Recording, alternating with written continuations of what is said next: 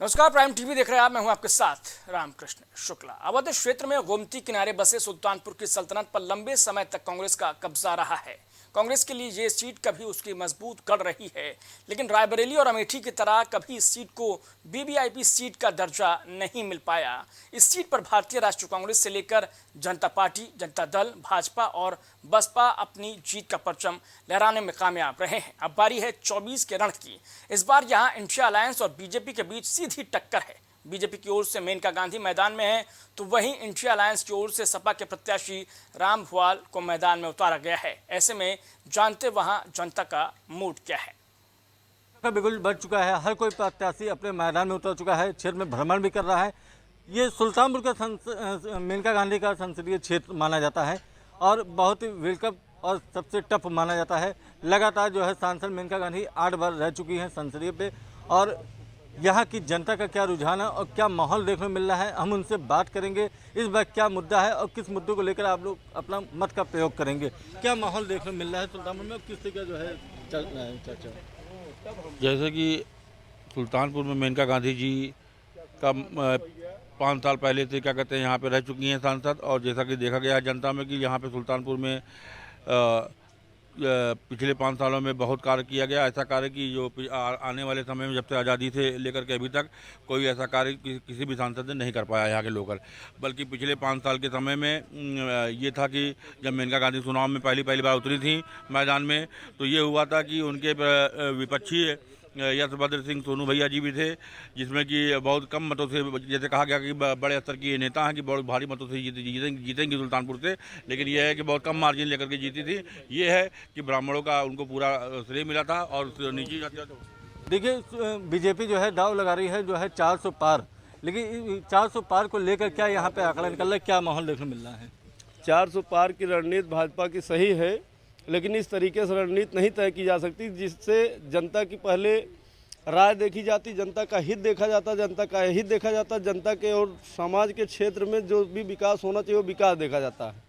400 पार के नारे लगाने से 400 पार नहीं हो जाते, लेकिन जिस तरीके से चुनाव अब के सुल्तानपुर में हो रहा है, पूर्व केंद्रीय मंत्री माननीय मेनका गांधी जी पहले भी सांसद रह चुकी हैं, लेकिन अब की त्रिकोणीय लड़ाई में टेढ़ी खीर जैसी खीर उनको झेलना पड़ेगा चुनाव में। इस तरीके से 400 पार के नारे से 400 पार नहीं हो जाता। मोदी जी की योजनाओं को लेकर जो है चर्चा होती। मोदी जी की जो योजनाएं चली ये सही हैं, ज़मीनी तह तक आई योजनाएं, लोगों को उसका फ़ायदा भी मिला, लेकिन उस फायदे से क्षण भर का फ़ायदा था।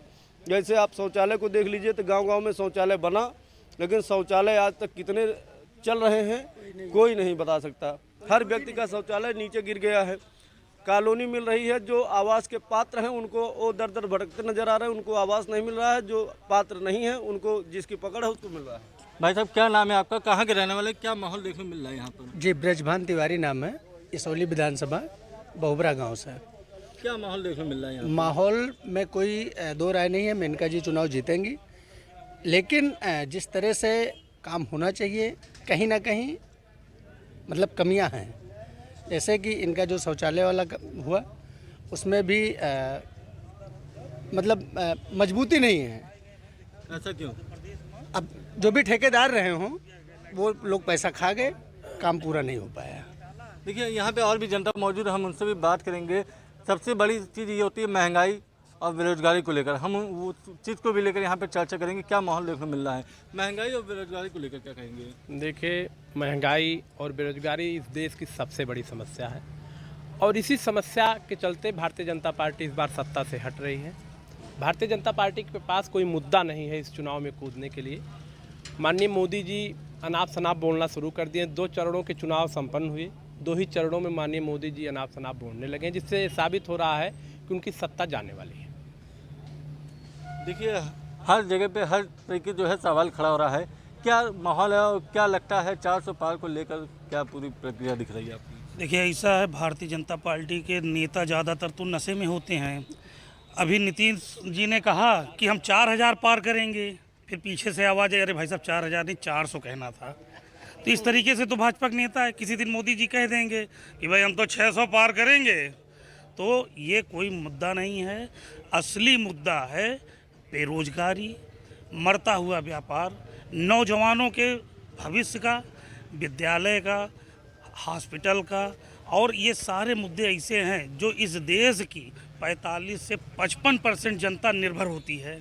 आपके सुल्तानपुर की सांसद मेनका गांधी हैं और उन्होंने काफ़ी हद तक कुछ न कुछ बना के दिया है और माँ के रूप में आती है, कहती सेवा करते हैं, इसको लेकर क्या? देखिए, मैं माननीय मेनका जी को अच्छा नेता समझता हूँ, और जो ये माँ वाला फैक्टर है इस पे तो हम यही कहेंगे कि ये तो भावनाओं से खेलने का एक तरीका है कि कोई आदमी रिश्तेदारी से जोड़ता है, कोई माँ कहता है, कोई बहन कहता है, ये सम्मान देने का एक तरीका है लोगों का। अच्छी बात है, ये हमारे देश की सभ्यता भी है कि अपने से बुजुर्ग को माँ का दर्जा दिया जा सकता है।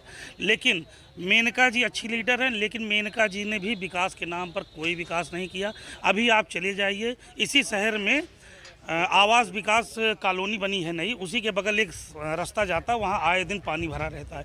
आप दरियापुर चौराहे से पंच रास्ता चले आइए, रोड ऊंची नीची है, अक्सर एक्सीडेंट होता रहता है। विकास के नाम पे इन्होंने एक डिवाइडर बनवाया, उसमें 2 हाई मार्क्स लाइट लगवाई और उसके नीचे से 11,000 के तार गए। अगर वो हाई मार्क्स बदलना हो तो कैसे बदलेगा, ये मेनका जी के इंजीनियर को आके जनता बताए। और भी लोग भी हैं, हम उनसे भी बात करेंगे। क्या माहौल देखने मिल रहा है, किससे को लेकर आप अपने मत का प्रयोग करेंगे? क्या है भैया माहौल यहाँ का? थोड़ा सा बताइए, माहौल क्या है देखने को मिल रहा है आपको? क्या माहौल है भैया यहाँ का, क्या माहौल देखने मिल रहा है? माहौल बढ़िया है सर। किसको आप चुनेंगे अपना? मेनका गांधी को। ऐसा क्यों? ऐसा क्योंकि सब शांति है, विकास भी है बढ़िया। क्या दिखा अभी तक आपको? हमें तो बहुत शांति दिख रही है इस समय, पहले जैसा नहीं है, पहले जैसा बहुत बदल चुका है। अभी भी है 80%, 20% है, 80% शुद्ध है मामला। सपा से जो है निषाद बिरादरी है, निषाद एक तरफा हो रही है, इसको लेकर क्या राय है? इसके बारे में तो कोई नॉलेज नहीं है हमें, हम नहीं बता सकते भाई। क्या विकास की दुनिया है, विकास दिख रही है बीजेपी में?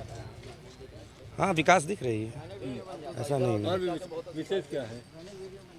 विशेष बस ऐसे है जैसा काम चल रहा है अपना, ठीक है। और क्या, कौन सा नौकरी वोकरी मिली नहीं रही है कुछ।